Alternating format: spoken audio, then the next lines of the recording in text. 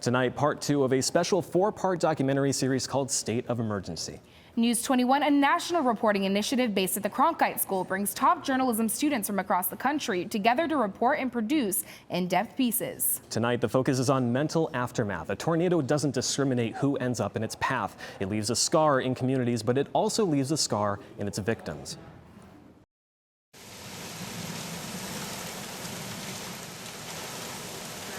Where is your emergency? My house is destroyed, and my roommate is missing, and the above floor is gone. There was 2 apartments. The above floor is gone, and my boss's wife is missing. Okay, hold on. Let me transfer you to Platteville, okay? Yes. Okay. You're doing very well, though, okay? Just stay as calm as you are and let them know that, okay? I was laying in bed, and then my phone went off for a severe thunderstorm warning. So I got up and I looked at the radar. I was like, holy crap, this is serious. So I went downstairs to where Jason was. I said, Jason, come chase a storm with me. I'm not into storm chasing, nor have I ever. And he wouldn't take no for an answer. Talked me into it. We're watching it come in, and we start seeing these big green flashes kind of on the horizon of Platteville. I looked at Jason, I was like, dude, I think they hit our house.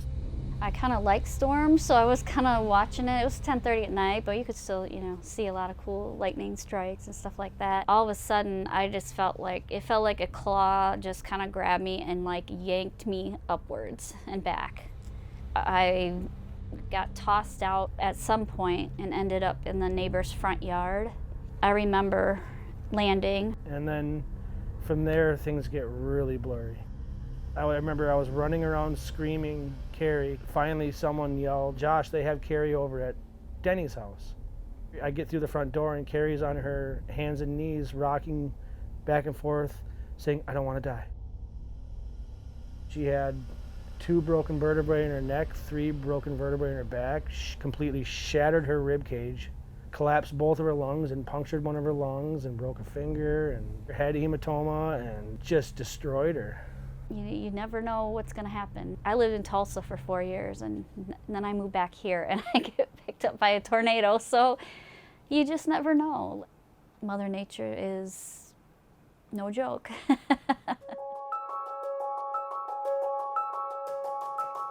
This is incredible damage. I mean, it's just the neighborhood is gone. We're getting water from the river and from the sky. The wildfire war is not a war that we will win. If ever the cavalry was needed, it is now, and it is in New Orleans. It always happens to everybody else. Sometimes we're that everybody else. You do what you got to do to survive, and so that's what we did. I just thought that we were going to die. I lost 100% of everything. We have to start somewhere. We have to rebuild. We can't keep losing people like this. We got to help each other. We will find ourselves facing another disaster, and it's only a matter of time about when that will be. You don't know where it's going to hit, and you don't know when. You can't beat Mother Nature.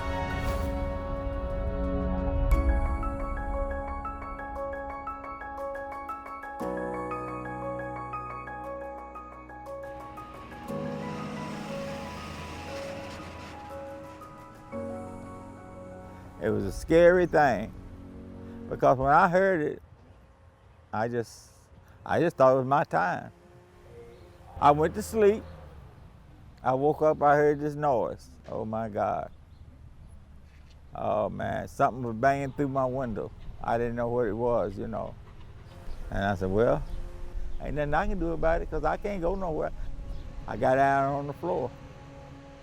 And I was up under the bed. I come up out the bed and I looked up like that into the heaven. I saw that tree right there. I said, oh Lord, I've been in a tornado.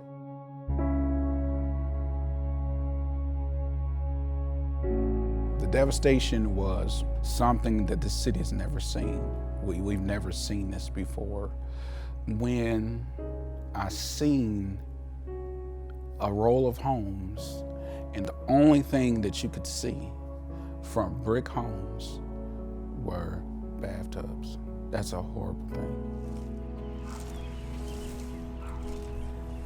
I ignored the sirens going off. I was laying in bed, could hear them, but I just didn't really pay attention. I was like, well, that's not going to happen here in Beaver Creek. It's probably going to hit somewhere else. I've heard them before, nothing ever happened. It was like 5 minutes and the tornado was here. And sure enough, it let its presence be known when it showed up. At that time, I was still standing outside. They yelled for me to come back in. I shut my doors to my walkout basement, and I can just hear a roar. And I just had my hands on the door, and it was shaking my whole body and shaking the house. And then it got silent. It stopped within, I would say, 15 seconds. But that 15 seconds felt like an hour to us. Well, we saw so many different events. Three things that really stand out: the incredible power of what nature could do, and then the resilience of people in the aftermath of what most people thought couldn't even be survived.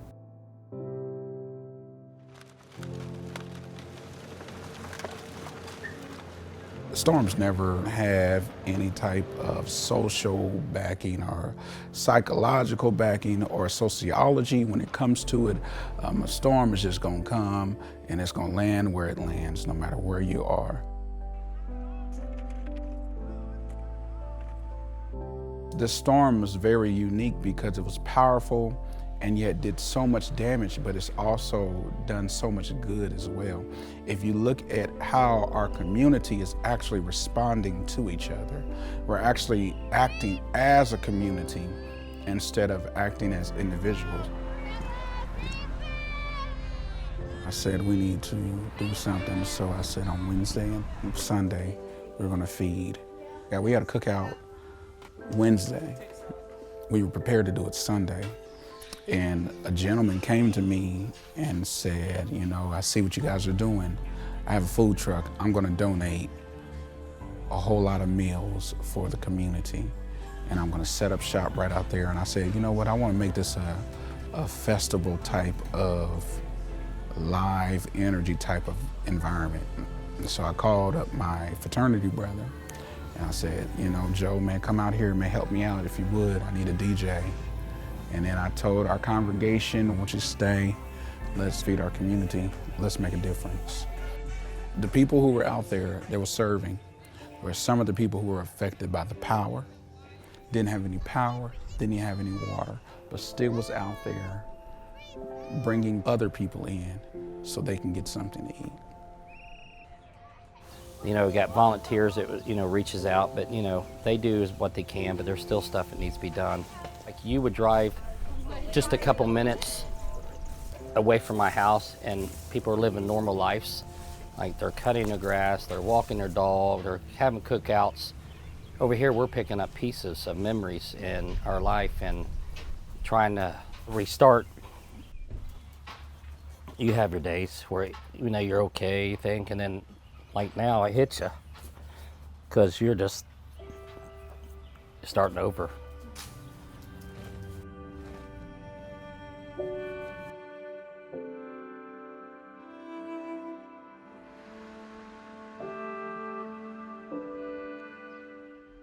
I wouldn't wish this on my worst enemy.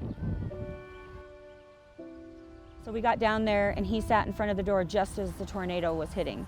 And we started hearing noises. And, you know, God was awesome in the fact that we didn't hear the freight train noise. We didn't hear all the scary noise.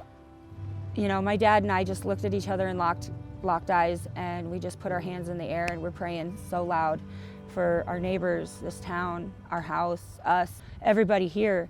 And we just kept looking at each other, and then the lights went out. You know, it's not just me. It's the entire town. Whether they lived on this side of town and were affected, whether they were working on the north side of town and lost a vehicle, or whether they lived on the south side of town and didn't know anybody affected, it's still their town. They're watching their neighbors hurt. The first time I was here at the house when they had the Tuesday test sirens going, I just wanted to freeze, you know, I was shaking. And the second storm that was last month, streets were flooding, there was hail, thunder and lightning, and my daughter and I were stuck just south of the house. We were coming to get ready to do some yard work, and she was just crying, "Mommy, make it stop. We gotta go, we gotta get out of here." I said, "Honey, I can't, streets are flooding." So I just turned up the radio and we just sang along. I think it was Fear is a Liar on the Christian station. And That was when I realized that I had a really big problem with storms. I thought, oh, I'm okay, but not so much. We're almost to the year anniversary. I don't know about everybody else, but me, I just as soon skip the anniversary. Just sleep the whole day and wake up on the 20th. But that just isn't possible. There's a lot I'd like to skip. Like this morning, I saw the clouds were really, really dark blue, and they used to look so pretty to me. Now, not so much.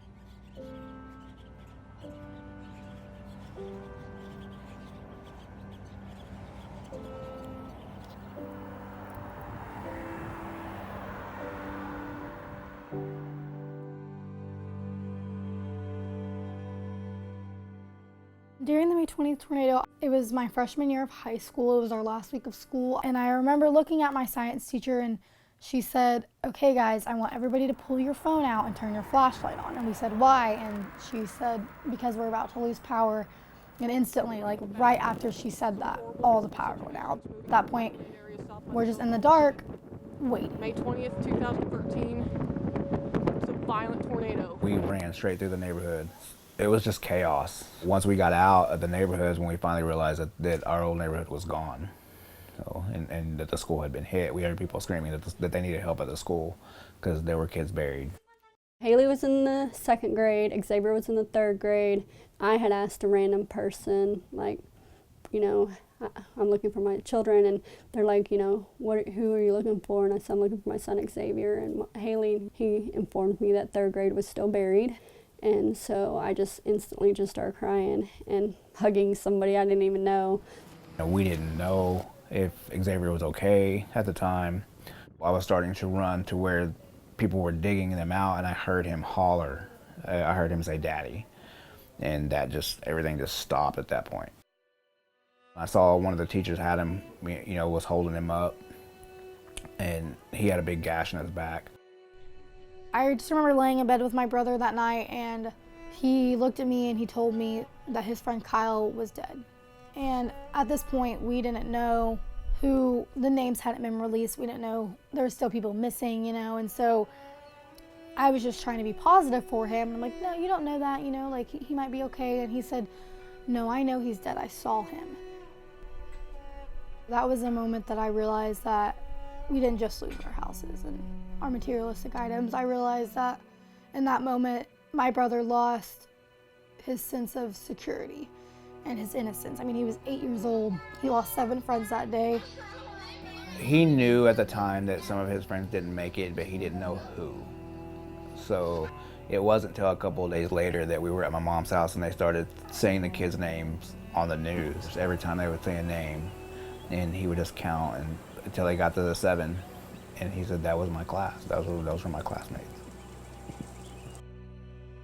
We all had PTSD from the tornado because it was scary. I mean, it was a scary thing that we went through.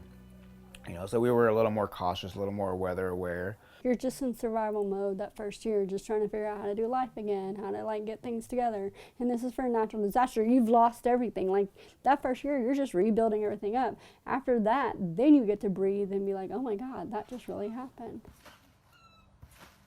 They're not as resilient as you think. Like I knew like when certain things would happen, like my kids were reacting different than probably normal kids were. I mean, I knew like springtime was hard for them, but I thought, well, we got a shelter now, that's gonna make them feel better. Xavier didn't really act like anything really bothered him, and Haley was okay unless it was springtime.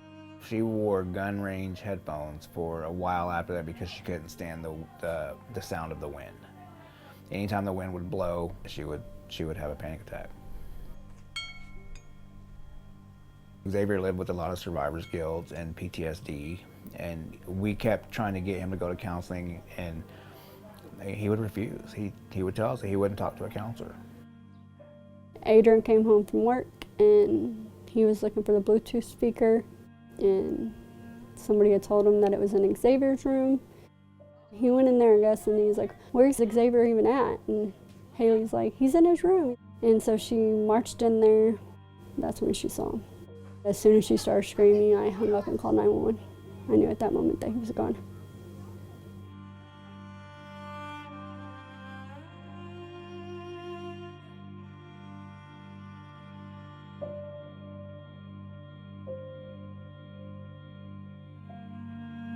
I saw what it did to my son. He struggled, and he struggled in silence. I think that's a lot of what these kids do. They struggle, but they struggle in silence. They don't know how to reach out.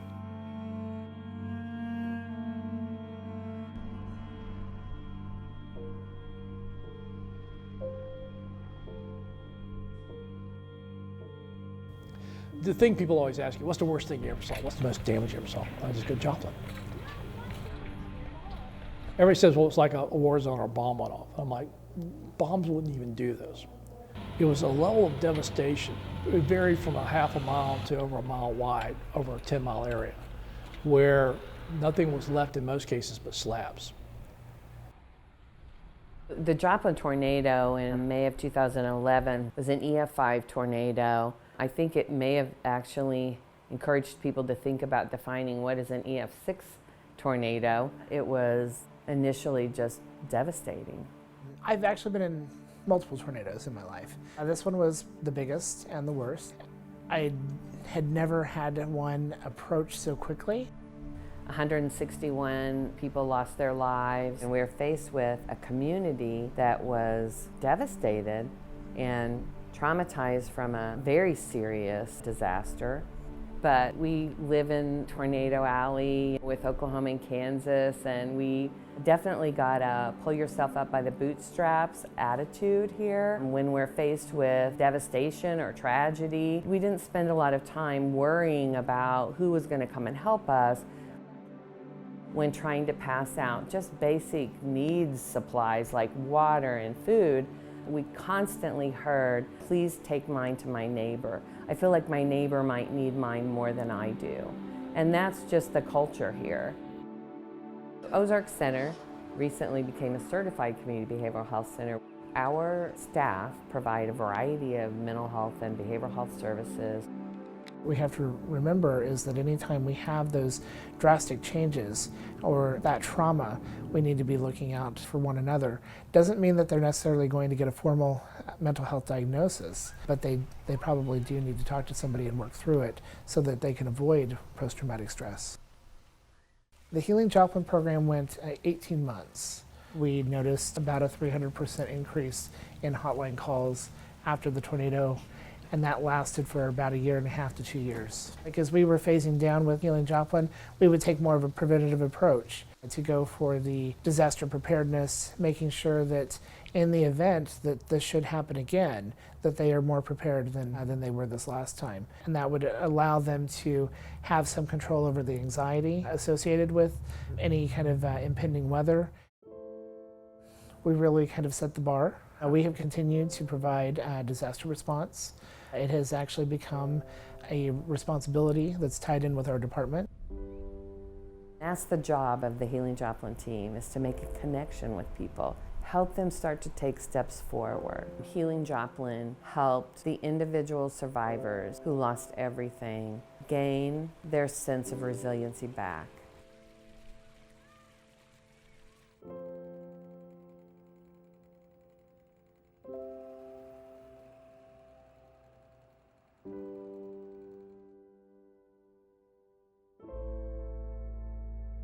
I just want to see mental health easier to access. Getting help is not a weak or strong thing. It just means that you need help carrying the weight that you're bearing. I want to keep telling Xavier's story because when you hear of someone dying by suicide, especially as a teenager, you think it has to be this dramatic thing, but it wasn't. Xavier stemmed from trauma, and I know that. He'd never healed. My son will never be forgotten about because he was important in this world, and he'll be important even when he's not in this world. What I would like to do is start a foundation local here in the community where these kids that are struggling and their parents can afford the therapy, that we can actually pay for that. Or we can at least help them with that. It'll be called SAID Foundation, SAYD. And SAID means speak about your doubt. All the money that we got through it would go to making counseling affordable. I went down a pretty bad path after the tornado for a while. It affected me very bad for a long time. It wasn't really until I got pregnant and had my son that I decided that I wasn't gonna let the trauma hold me back or let me be scared anymore. Lincoln was my saving grace. He kept me from throwing my life away when I was right there on the edge of it. He saved my life. And he is my life. And you know, my parents have us and we're their kids, but I don't know, it's just different. I hope that Lincoln can bring them that light that he brings me, and I know that he does. I hope that they find something that reminds them that life is worth living.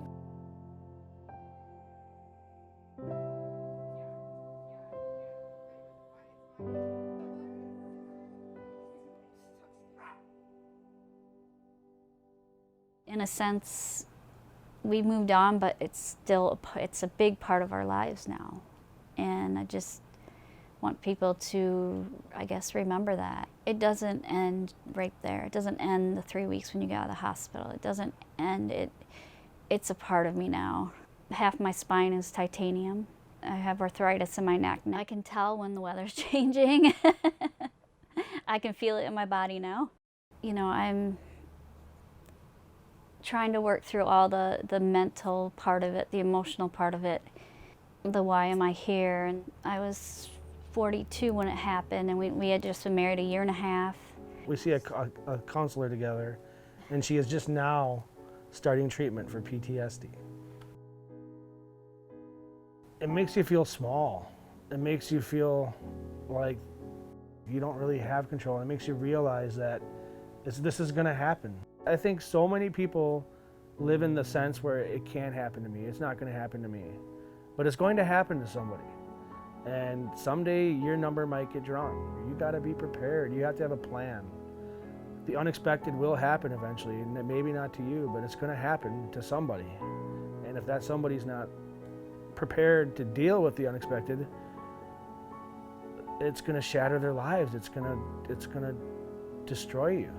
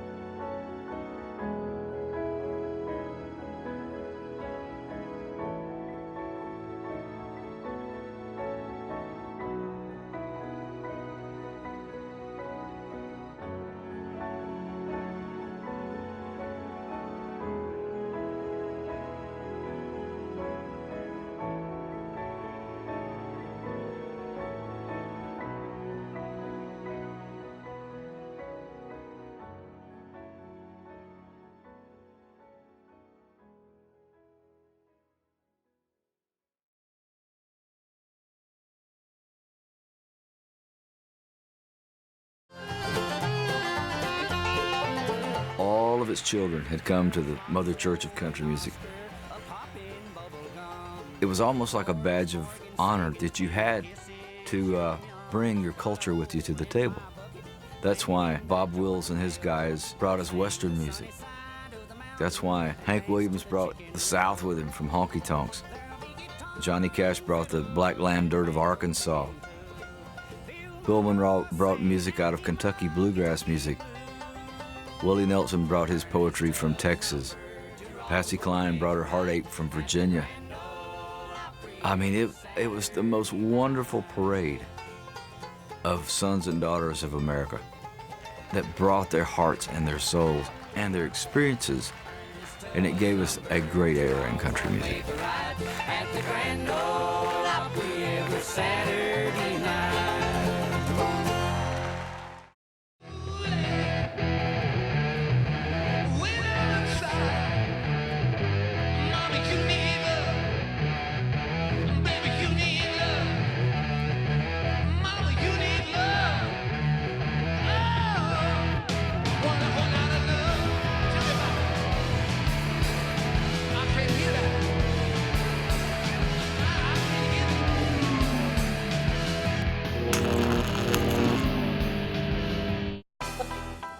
If you're looking for one show that tells you what happened that day in the world of business, it's NBR. We saw a classic shipwreck. Nordstrom's opening stores. Triple-digit gains. Crude climbs. We're there to help our audience find new investment ideas.